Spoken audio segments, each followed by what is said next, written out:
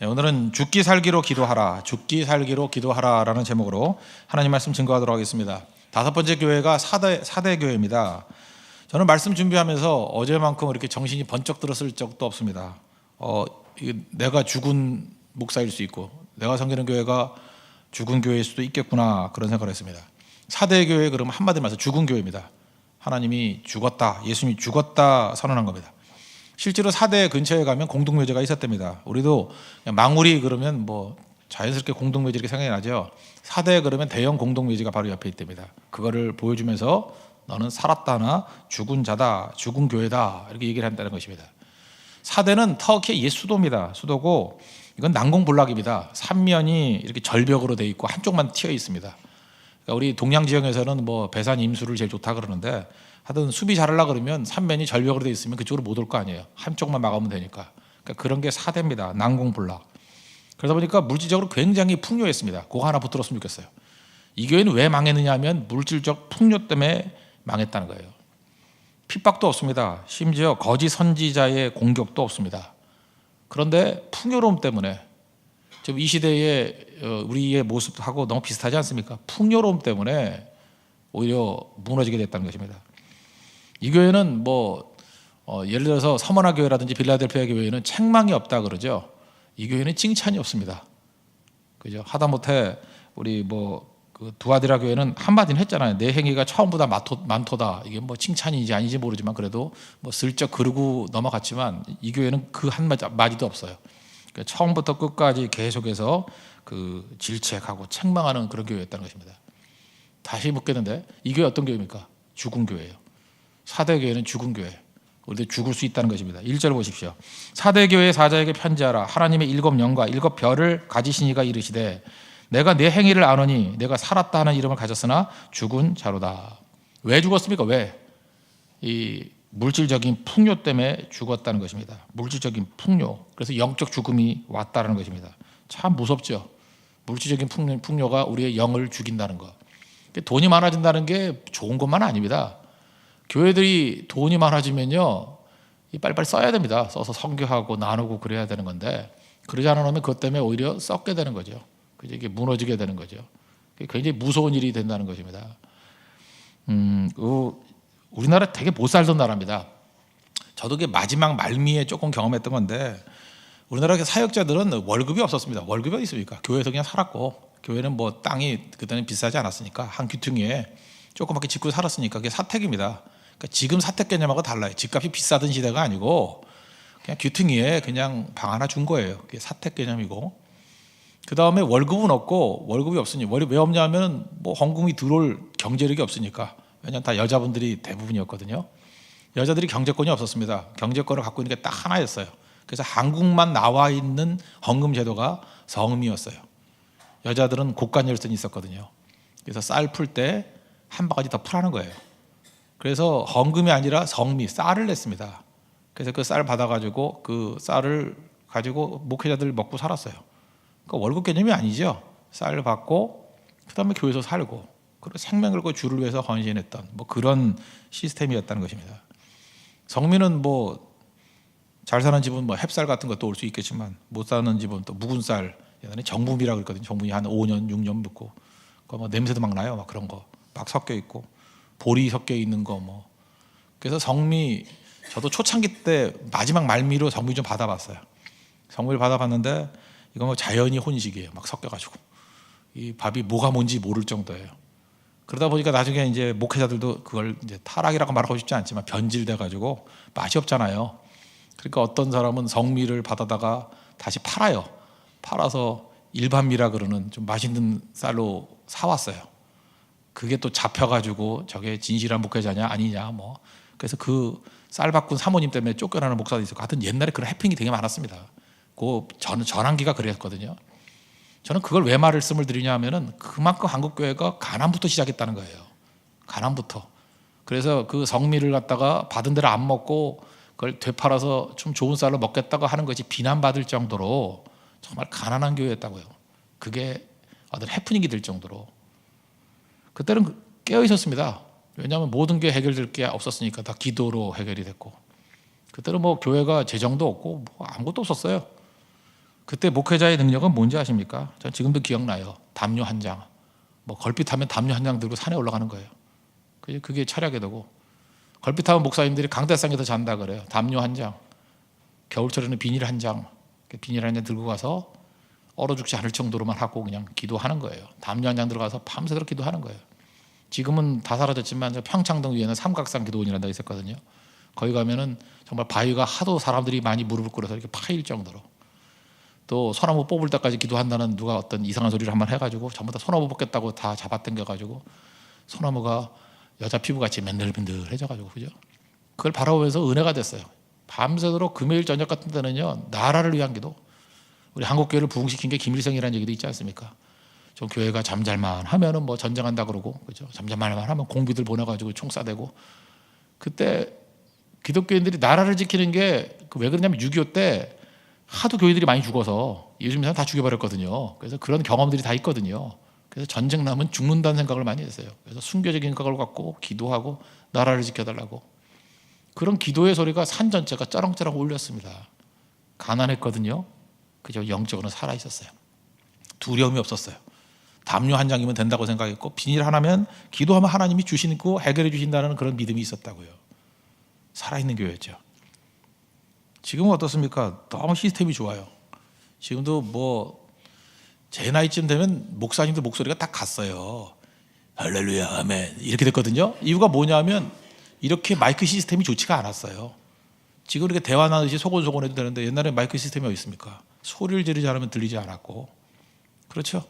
그 다음에 너무 추웠어요. 교회가 뭐 난방이 되나요? 뭐 가운데 그 난로 있으면 거기는 뭐 할머니 할아버지들만 앉아 계시고 젊은 사람은 옆에도 못 갔고, 맨날 그랬다고요.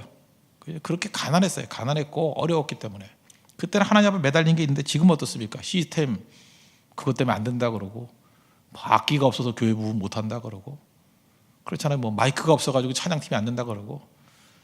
그때는 왜 찬양팀이 없었냐 하면 마이크도 없었고요, 이게 음악 악기도 없으니까. 그때는 반주자도 없었어요. 반주자도 뭐 하나 정도 있을까 없을까. 그리고 또 반주자가 또 성실치가 않아요. 나오지도 않고. 그러니까 박수가 박자예요. 그때부터 박수 치는 게 시작된 거라고요. 우리는 악기 없어도 돼요. 이게 손바닥이 악기예요. 대충 맞추고 음은 틀려도 괜찮아요. 주님은 가사에 은혜 받으니까 계속 이렇게. 그리고 부르짖었을 때 교회가 살아 있었다고요.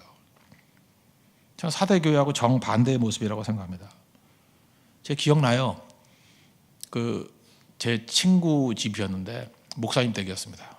가난했어요. 되게 가난했는데, 목사님 가정이 얼마나 가난한지 알겠어요. 그 어머니가 사모님이죠. 그러니까 굉장히 믿음이 좋으셨어요. 먹을 게 없으니까 이거 뭐 본 건 아니고 들은 얘기예요. 아침에 물 대접에, 그 6식구였는데 대접에다가 물을 한 잔씩 갖다 놓더래요. 쌀 떨어졌다 그러면서 마셔라. 그리고 감사 기도 드리고 나갔대요. 저녁에는 하나님께 먹을 거 주시겠지. 그렇게 해서 3일을 굶은 적이 있대요. 그런데도 흔들리지 않고 비굴함 없이, 어디서 없단 소리 안 하고 하나님이 채우실 것을 믿으면서 나아갔던 믿음. 그게 한국교회였어요. 과거로 얘기합니다. 그게 한국교회였다고요. 뭘 두려워합니까?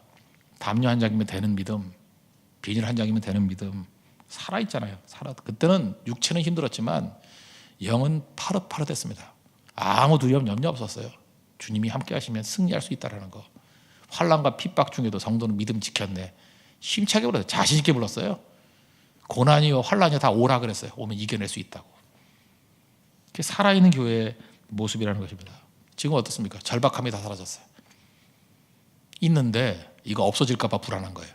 무슨 얘기예요? 이거 없어져서 불안하다는 얘기는 뭐예요? 하나님 없이도 살아남아야 되겠다라는 마음 아니에요?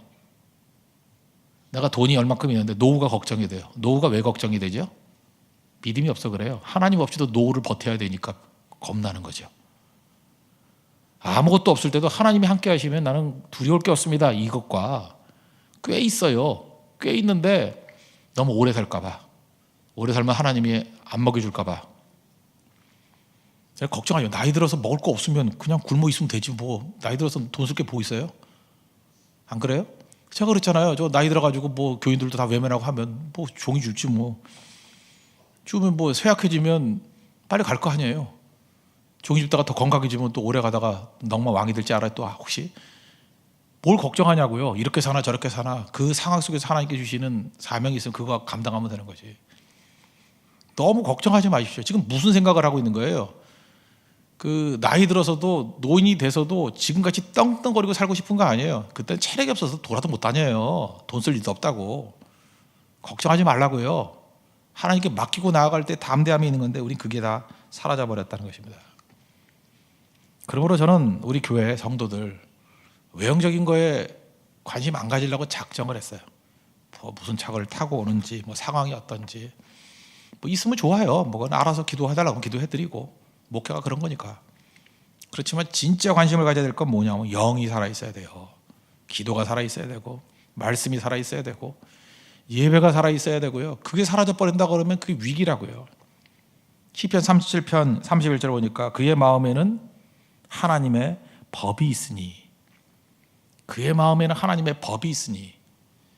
여러분 10년 가운데 하나님의 법이 있는 게 목회예요. 하나님 법을 집어넣는 거예요. 하나님 내 안에 생명이 있는 거예요.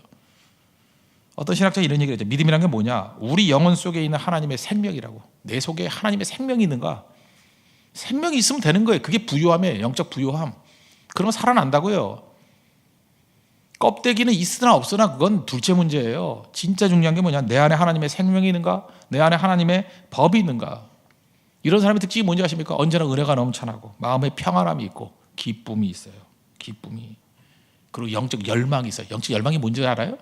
뭘 하고 싶은 거예요. 막 하고 싶은 거. 내가 얼마큼 있는지 없는지 그건 계산에 넣지 않아요. 하나님 바라보고 뭘 하고 싶어 해요. 그래서 하나님 부어달라고. 그래서 성령의 은사를 달라는 게 그런 사람이 기도하는 거예요.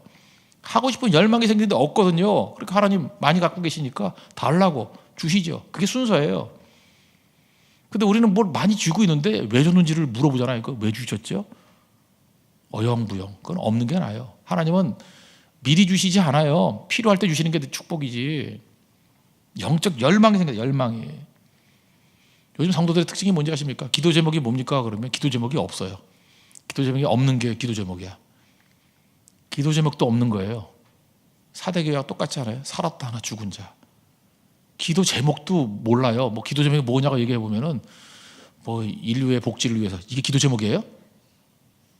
그러니까 없다는 얘기예요. 기도 제목도. 완전히 그 삶아 그 주전자 속에 개구리라는 얘기 있죠. 조지 바나가 옛날에 얘기했던 거.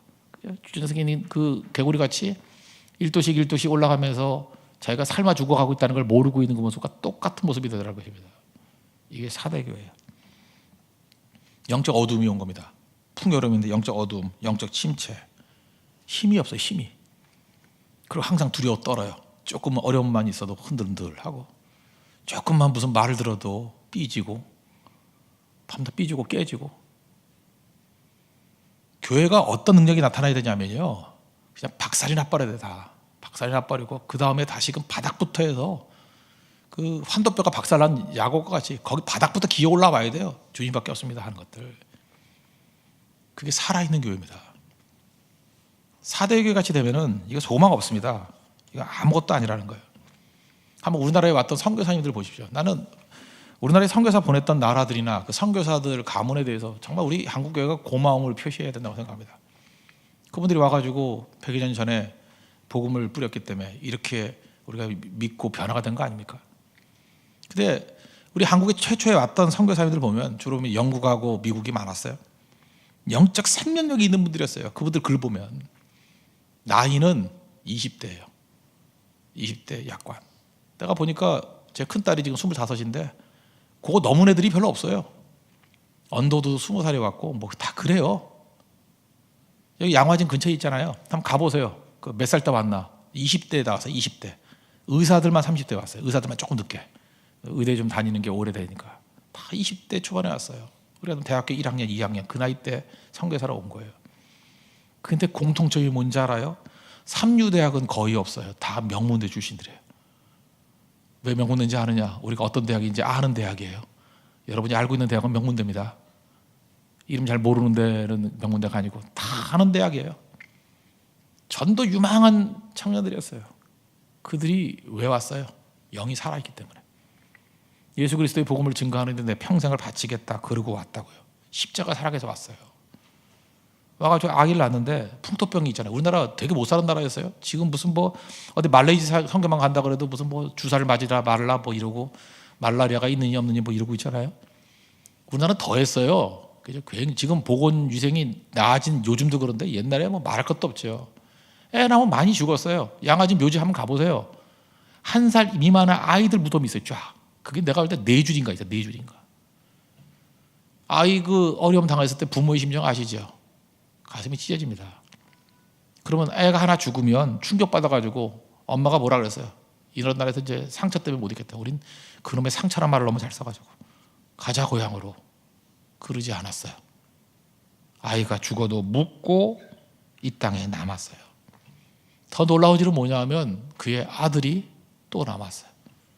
그의 손자가 또 왔어요. 또. 그리고 그들은 잘 살았던 것도 아니에요. 이렇게 써 있습니다. 조선의 가난을 체험하고 살았다. 가난하잖아요. 같이 가난하게 살았어요. 잘 보세요. 풍요로운 나라였어요. 명문대 출신이었어요. 우리는 알죠. 그것이 무엇을 뜻하는지. 그냥 평탄한 길이 열려 있다고요. 다 포기하고 이 땅에 와서 복음 증거했다고요. 개인적으로 참 고맙지 않습니까? 우린 감사를 몰라요. 정말 감사해야 돼요. 그들의 희생과 섬김. 우리가 할 일이 뭐예요? 또 가는 겁니다. 네팔 향해 가야 되고 인도 향해 가야 되고. 우리 빚진 자예요. 뭐 대단한 거 나눠주는 게 아니고 받은 빚에 의하면 100분의 1도 1000분의 1도 안 되는 거예요. 풍요로 썩지 말고 나아갈 줄 알아야 된다는 거예요. 복음 증거하는 데 나아가지 않고 이 고성이나 뭐 험난한데 뭐 잠자리 힘든데 자꾸만 나아가지 않으면 사대교회 같이 된다니까요. 죽어요. 죽는다고. 호텔방에만 너무 익숙해지려고 그러지 마십시오. 무슨 뭐 관광에만 너무 익숙해지려고 그러지 마십시오. 해외여행만 익숙해지려고 그러지 말라고요. 어려운 곳을 가야 돼요. 그러지 않으면 사대교회 된다니까요. 썩어요. 썩어. 백화점 쇼핑에만 너무 익숙해지지 마십시오. 험난 데 가서 먹기도 해야 되고요. 좀 잘못 먹어서 병 좀 나면 어때요? 배탈 좀 나면 어때요? 그 사람도 맨날 먹고 사는 건데 그거. 그래서 일어나야죠. 배탈 나면 안 갈 거예요? 배탈 나도 가는 거죠. 우리 그런 거에 빚진 사람들이기 때문에. 사대교회는 풍요로움으로 죽는 교회 됐습니다. 죽은 교회. 해답이 뭐예요? 2절. 너는 일깨어 그 남은 바 죽게 된 것을 굳건하게 하라. 일깨어. 깨어나라 뜻이에요. 깨어나라. 그죠? 깨어나라. 남은 바 죽게 된 것. 이게 원어 뜻이 남은 자예요. remnant. theology of remnant. 남은 자의 신학. 여러분 기억하시죠? 이사야서 6장 13절. 그 맨 마지막 절에 나오는 게 밤나무와 상수리나무가 배임을 당하여도 나무가 밑둥 배잖아요. 뭐가 남아요? 그 그루터기가 남아있는 것 같이 남은 자가 있다는 거예요. 거룩한 씨가 이 땅의 그루터기니라. 남은 자는 있어요. 남은 자. 사대교회 다 죽은 교회 같이 보이지만 여기 남은 자가 있어요? 없어요? 있다는 거예요. 죽었다고 선언하고 난 다음에 아직도 죽지 않은 남은 게 있다는 거예요. 그들이 깨어나야 된다는 거예요. 4절 보십시오. 그러나 사대에 그 옷을 더럽히지 아니한 자 몇 명이 내게 있어 흰 옷을 입고 나와 함께 다니리니 그들은 합당한 자인 영고라. 남은 자예요. 남은 자. 그러니까 옆 사람 쳐다보지 말고 다 기도 안 한다 그러면 기도하는 그 한두 사람이 남아있는 자예요. 교육자들이 다 그냥 맹탕이고 맨날 뒤에 앉아서 졸기는 하고 우리 교회 아니에요. 지금 일반적인 얘기를 하는 거예요. 그죠? 그렇다 할지라도 내가 한 자 깨어 있으면 되는 거예요. 그래, 목사가 타락하고 뭐 장로가 타락하고 그따위 소리 하지 말고 내 전도사를 할지라도 내가 하나님 앞에 뜨겁게 생명 걸고 금식하면서 부르진다 그러면 살아나잖아요. 안타까움을 주신 자들이 남은 자예요. 안타까움을 주신 자들이. 안타까운 자들이 뭐 삿대질하고 욕할 거예요? 왜 안타깝다 그러는 사람들이 욕만 해요? 왜 비난만 해? 왜 공격만 해?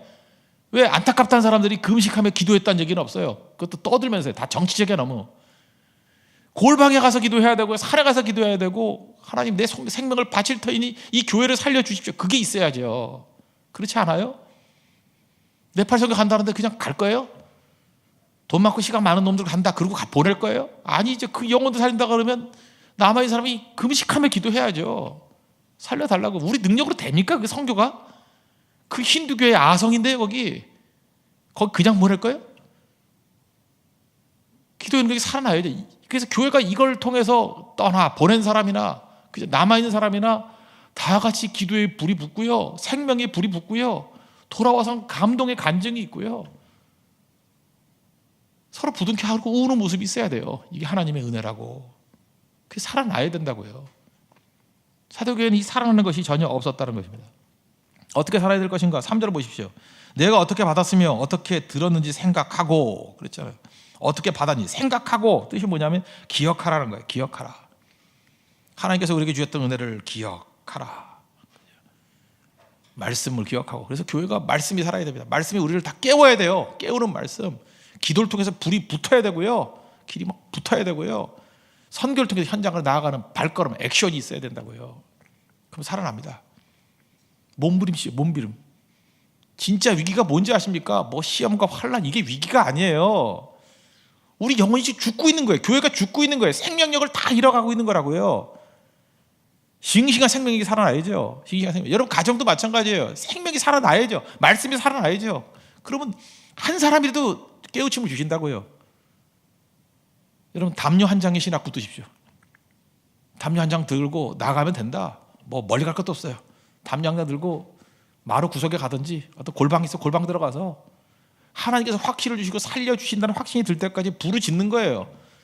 시간도 많잖아요. 요즘에 뭐 주 5일째밖에 더 돼요. 뭐 날 잡고 한번 가는 거예요. 하루 종일 기도하고 하루는 말씀의 날, 그래서 신약성경 일독을 하든지 하루 그냥 하루 종일 기도만 하든지 아니면 기도와 말씀을 교대로 하든지 하나님의 부르짖는 그 내용이 있어야 된다는 것입니다. 살아납니다. 그러면 우리 교회가 이 생명 역사가 다시 되살아나는, 그래서 4대 교회가 아니라 살아있는 교회가 되는 은혜 역사가 있는 믿음의 종 되기를 축원합니다. 보다 잘해서 하겠습니다. 우리 다 살리는 종들 되게 해달라고 기도하는 마음으로 찬양하겠습니다. 523장 찬송하겠습니다. 523장 1절만 하겠습니다.